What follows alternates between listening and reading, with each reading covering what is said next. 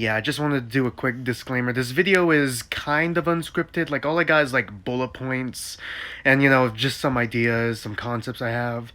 I'm currently working on a document that has these concepts like written down, like these bullet points written down, and then it's going to be in the description down below. You're going to hear it throughout the video.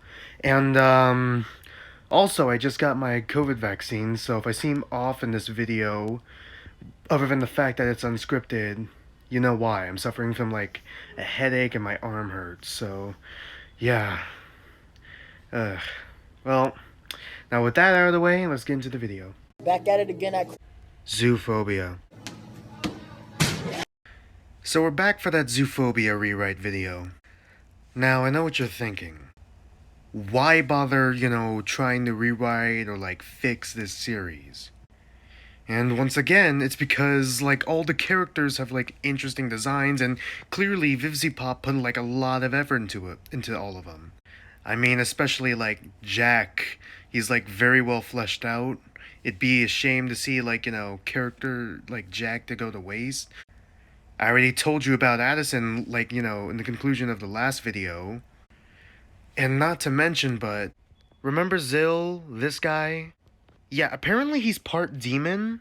Zill, part demon. He doesn't know what he is. Part demon. Dating Kayla. The girl who was afraid of demons. Like, imagine if we got far enough into the story to see how that would have played out. Like, most likely, Kayla would have learned to love Zill more so for who he is instead of what he is.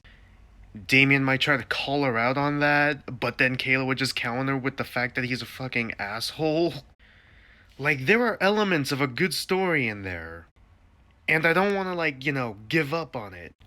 So I'm gonna go over, like, a few concepts that I have that, maybe Zoophobia can go take this direction or something. If Vivziepop ever watches this video, actually takes me seriously, because let's face it, I'm an 18-year-old with no, like, little to no writing experience. I've only written, like, 3 fan fictions, and honestly, they're meh. They're not that great. But, I mean, you'd be surprised of what you can do with a good concept. In fact, there's no such thing as a really bad concept. It's more on the execution. But anyways, let's just go over a few concepts I have of how I would fix Zoophobia if I had the opportunity or chance. Zoophobia used to have these arcs that basically told like different stories and all that.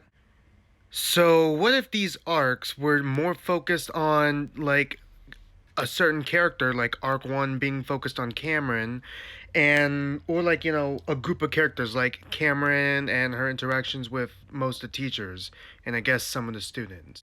Like arc 1, like I've already mentioned, focusing on Cameron and like the different faculty, and once again a few different students. I already mentioned this, but this is basically our introduction to Safe Haven, and we'd actually get what Safe Haven is in the first place. Like, not we don't have to wait 4 chapters to even get the name of Safe Haven.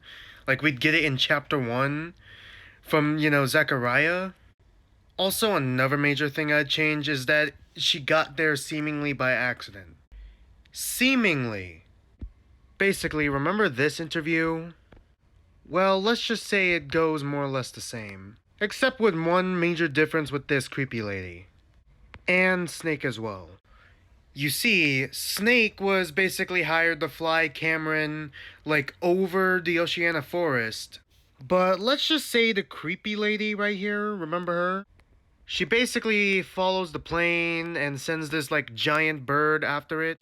And instead of Cameron just being scared, let's just say this bird actually causes the crash, and she manages to get through into Safe Haven that way.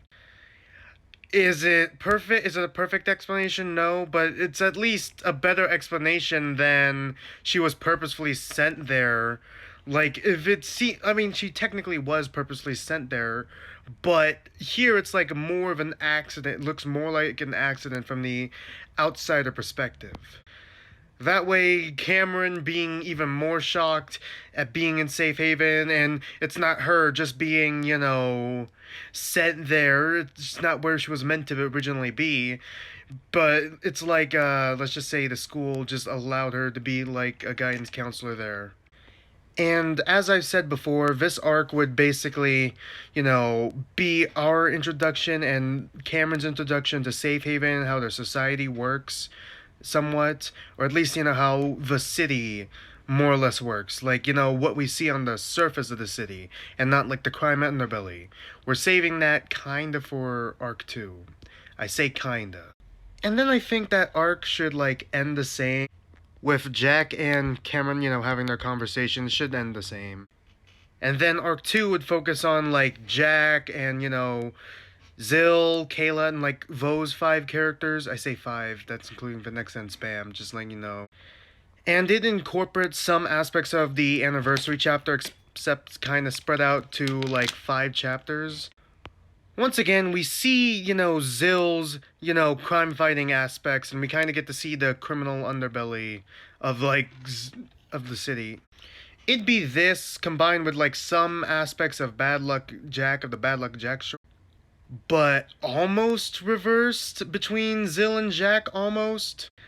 I know I'm kind of repeating myself here, but basically, since Zill's a crime fighter, he starts distancing himself from his friends, and he's always busy crime fighting. He gets tired and all that, and it all kind of accumulates into like him forgetting his anniversary with Kayla, with also some interference from Damien. Damien would kind of be like the antagonist, I guess, not really main one, but definitely one of the antagonists. The main antagonist will kind of remain into the shadows until like the fifth chapter or fourth chapter, one of those two chapters. I believe the fifth chapter should be like a final battle with like all the friends reuniting and like helping each other take down those bad guys. Who are those bad guys? The vampire lady and her lackey Simon. And then after like the friends kind of like get back together and all that sort of thing, that arc would basically end. And then the next arc would focus on basically Damien mostly for the most part, how he and his friend group kind of works, as well as having like a sort of B plot where we're trying to figure out why Simon is doing what he's doing. We would also have aspects of however you like pronounce this organization's name. Cause like remember, Addison has some connection to it because he actually, came from there, like escaped from that place. But also whoever these guys are, the SF people basically also seem to work with this group. And they seem to have a thing against demons. Not to mention, but there are also demon hunters as well. And basically, what I'd be hinting at is that these organizations, including like the vampire lady from earlier, and like the organization whose name I cannot pronounce for the life of me, the SF, whatever they're called, demon hunters, and like all those kind of bad guys are sort of banding together for some reason. And like Zill, in a way, is kind of like trying to bust the operation, as well as like the teachers. Like the teachers are also dealing with this. Like it's basically gonna foreshadow an eventual. I don't want to say civil war. It's not really civil war. It's more like a war against the outside of Safe Haven. People who want to get in and do whatever they want, and then like the inside of Safe Haven. And basically, that's the concept of it, more or less. Once again, it's a little messy. I'll like put like a link down below to like the doc that has like some of these ideas on it. Once again, I kind of just wrote this down and I just wanted to get it out there. Well, anyways, let's go to the next concept idea I had. A while back, while I was like busy writing for my fangan, a friend actually gave me advice. This advice being sometimes you gotta combine certain characters who are like extremely similar in order to make a more complex character. Reason why I'm saying that now is because this concept's gonna be combining a few characters, or at the very least shifting around their roles a bit. In this story, the main protagonist is gonna be Zill. Now I know what you're thinking. Why Zill? And I have two main reasons for that. In the original story, how Jack and Zill first met was when Zill just sort of just came across him while Jack was like running away from home. Not to mention, but Jack described him when he first met him as more, you know, like an animal rather than, one that can like communicate universally, like, as you see on screen. So, you know how Cameron was supposed to be the audience surrogate to this world? In a way, Zill will be the new audience surrogate in this story.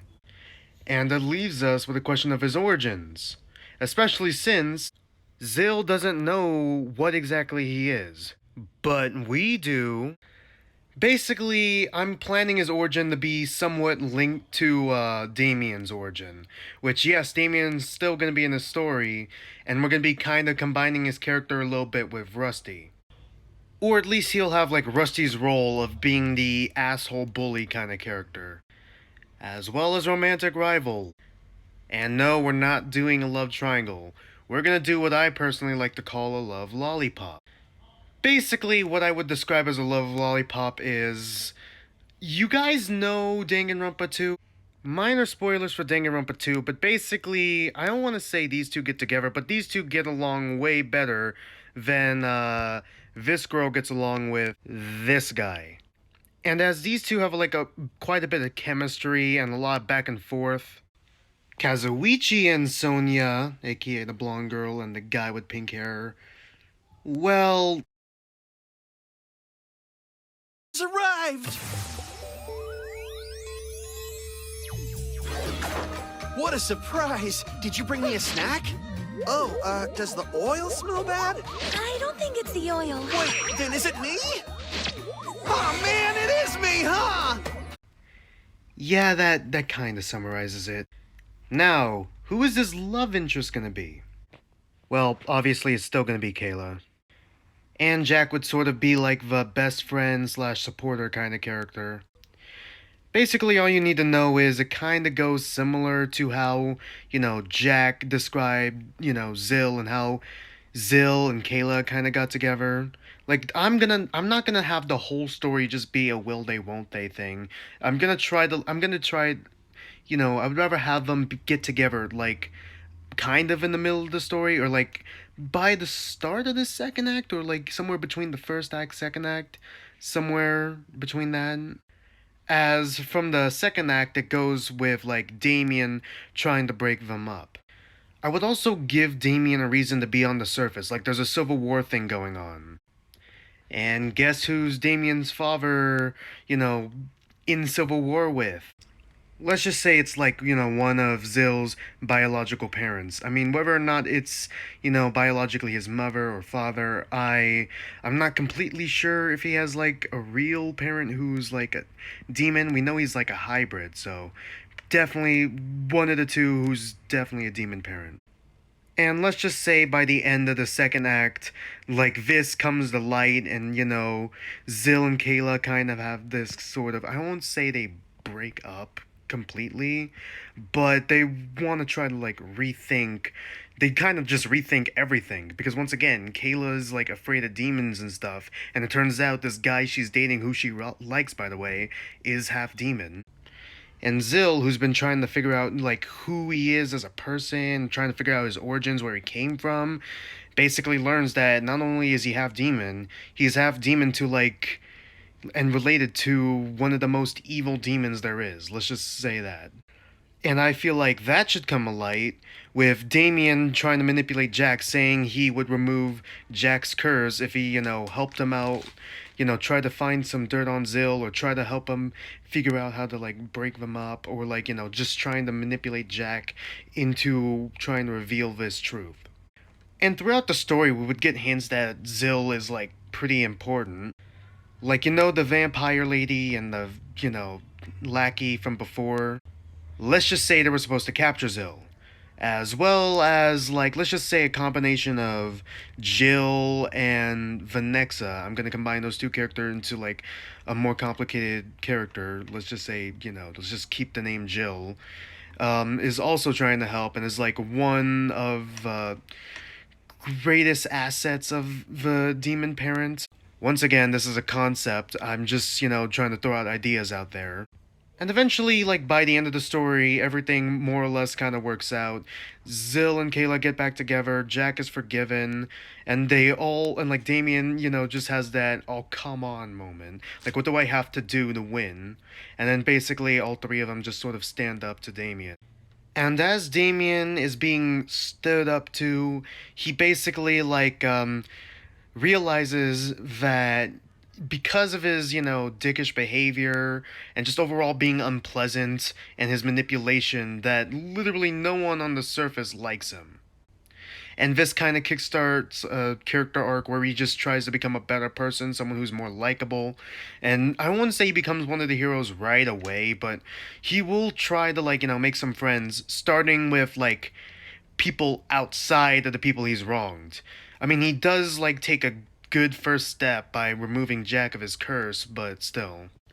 Like, once again, when I'm saying, all these arcs and stuff, and, Act 1, Act 2, Act 3, I'm just, saying it in context of, this is just book 1, by the way. Just wanted you all to know.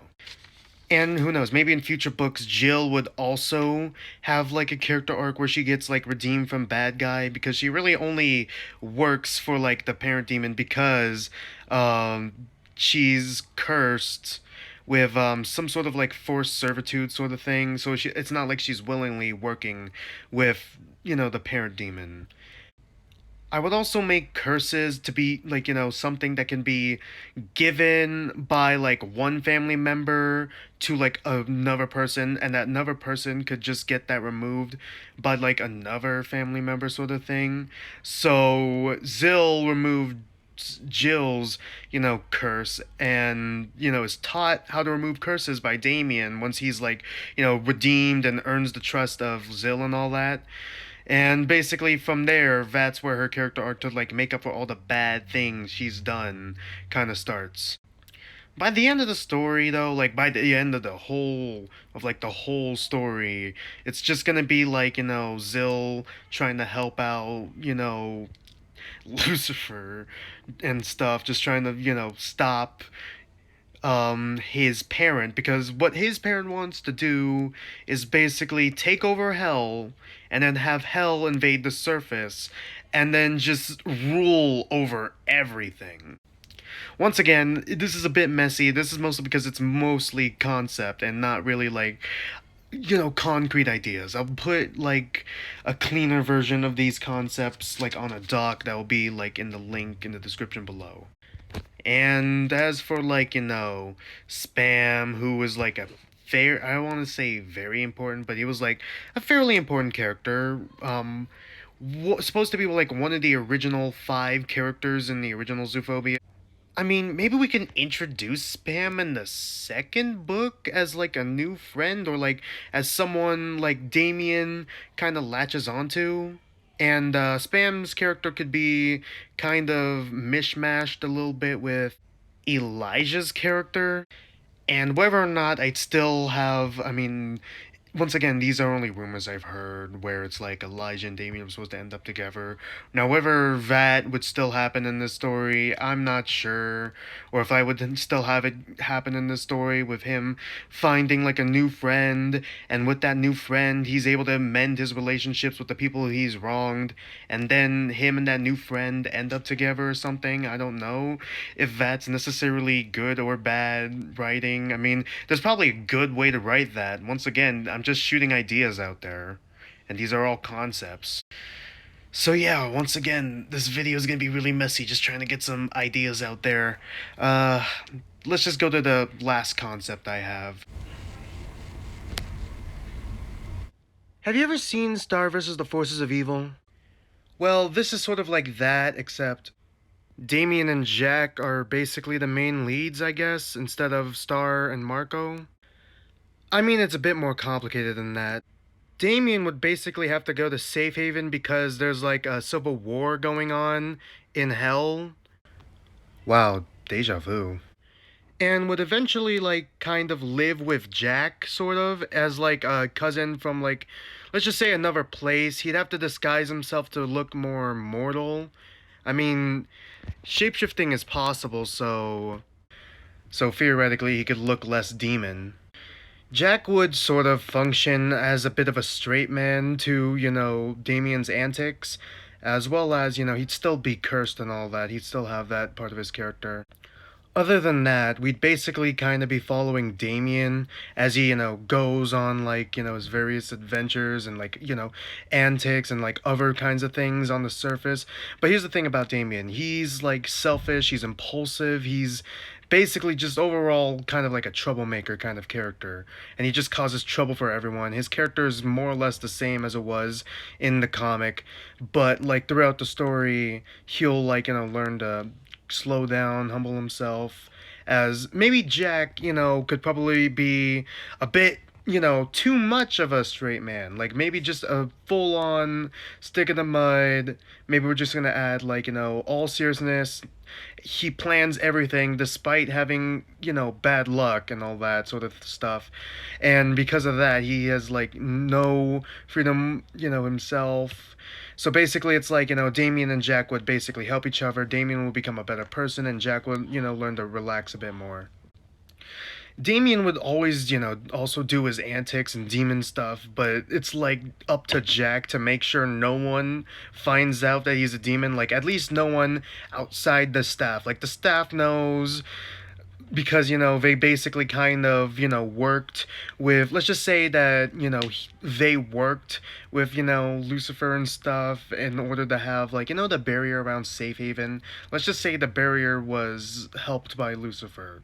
Let's just say that, so they kind of are in his debt. So the faculty will just have to like help keep Damien's demonness a secret. But once again, it's Damien. Eventually, Damien will have to go back to hell, like how in the original Star versus the Force of Evil, Star has to return to Muni and all that. Maybe to like reclaim the throne from like, let's just say once again deja vu from Concept 2, where it's like, oh, the bad guy took over hell and now is wanting to invade the surface, so it's like we gotta stop that sort of thing. And story wise and major character wise, I mean that's about it. I mean, if you want to like stick Elijah in there as like a romantic interest for like Damien, and then maybe later have like Jill pop up for like Jack, I guess that could work. Boswick could be like a friend of Damien's from hell, and like Boswick is kind of more or less the same as he is in like the original Zoophobia comic. Like Boswick could be like a very toxic, bad friend who like gets Damien in trouble and stuff. Or like, could full on turn out to be like a traitor and is trying to like I don't know, attack Damien, kill Damien, or like get Damien exposed. Because once again, I'm trying to keep this as close to the original material as possible in this concept, as well as trying to put my own spin on it. So remember that organization whose name I can't pronounce that basically made Addison and like basically that organization. Maybe they could still be a thing in this story. Maybe they can function as antagonists on the surface for Damien for now before a new antagonist shows up, which is like the bad guy from hell. Or maybe, like Boswick just betrays Damien just because Damien's just an asshole. Maybe that could be it. Maybe this could, spark a character arc in Dame to become a better person or something like that. Really, any reason works. Honestly, if this was like, if these characters were like human, I guess you could say that this might as well just be like another Star versus the Force of Evil. I mean, to be honest, this is just kinda Star versus the Forces of Evil, but everyone's a furry. And instead of monsters, we got demons, who are also furries. And honestly, that's about all I got for this concept. You're probably curious about what I mean by extra stuff. Well, here's the thing about like concept 2 and 3. Um Humans aren't really that necessary for the story. So whether or not you want to populate your world or populate the world of Zoophobia in concept 2 and 3 with humans is up to you, but honestly, they're not really necessary to the story.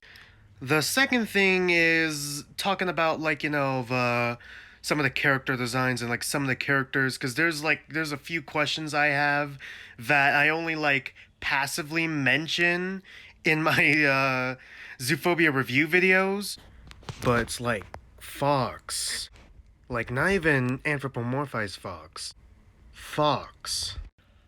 I didn't even think about it before until like after I did all three parts of my review, but now that I think about it, why are there some of these like animal creatures who can walk on all fours and some who can like walk on two legs and have like hands and stuff?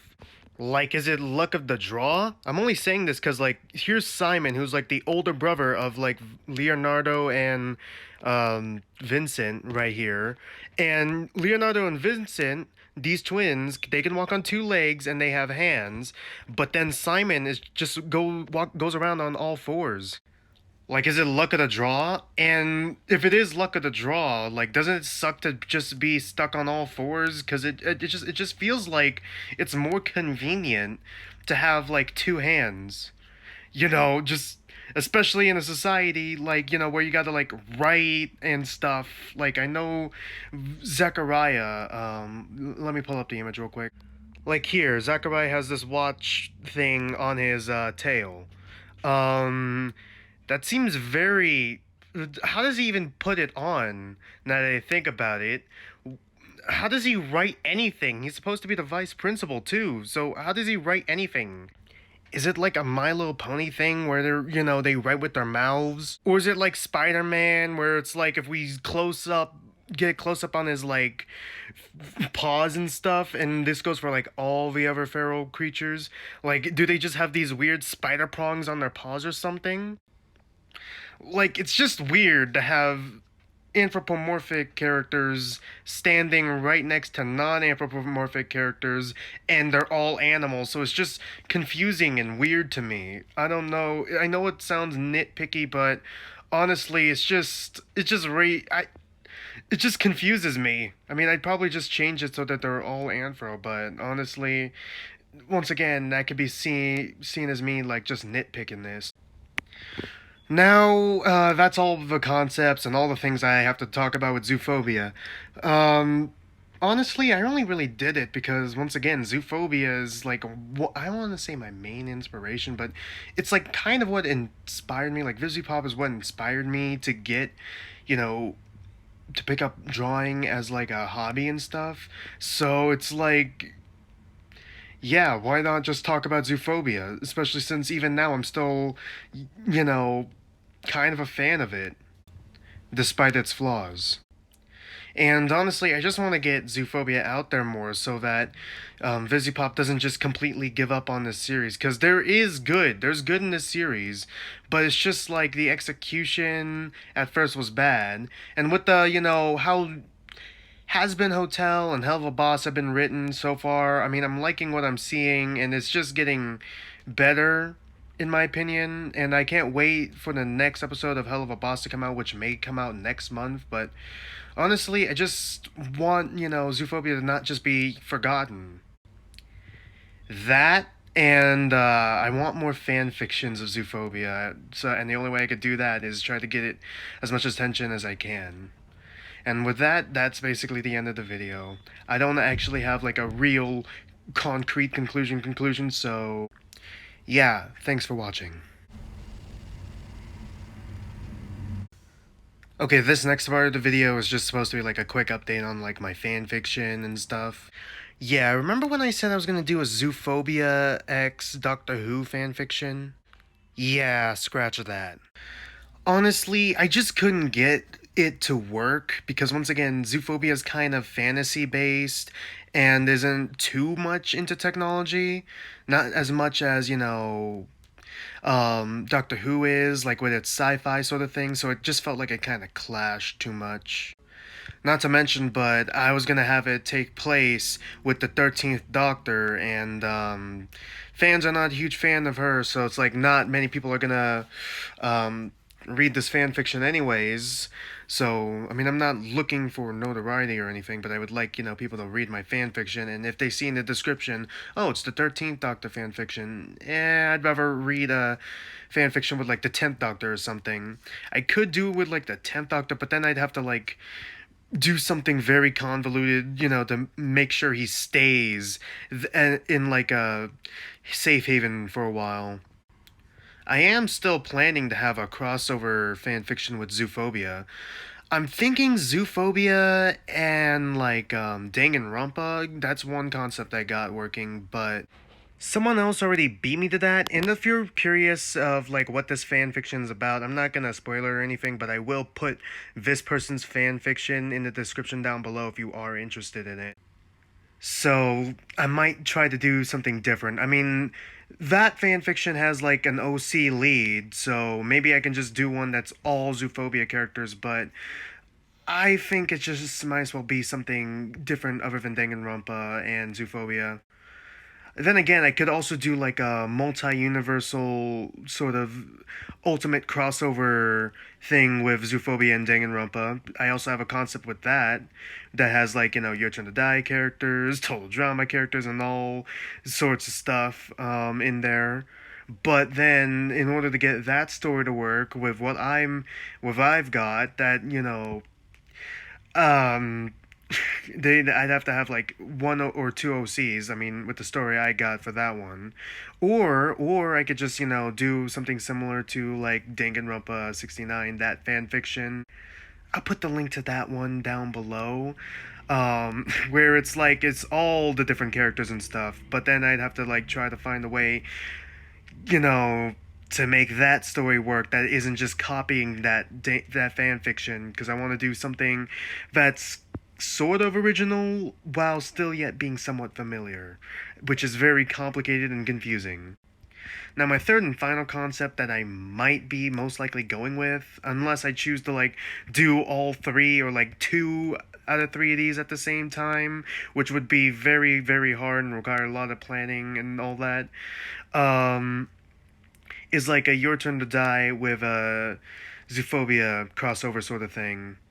As for that one's kind of like my least developed idea, but I kind of like that idea the most because there's not many Your Turn to Die Zoophobia crossover fan fictions. I don't think there is one.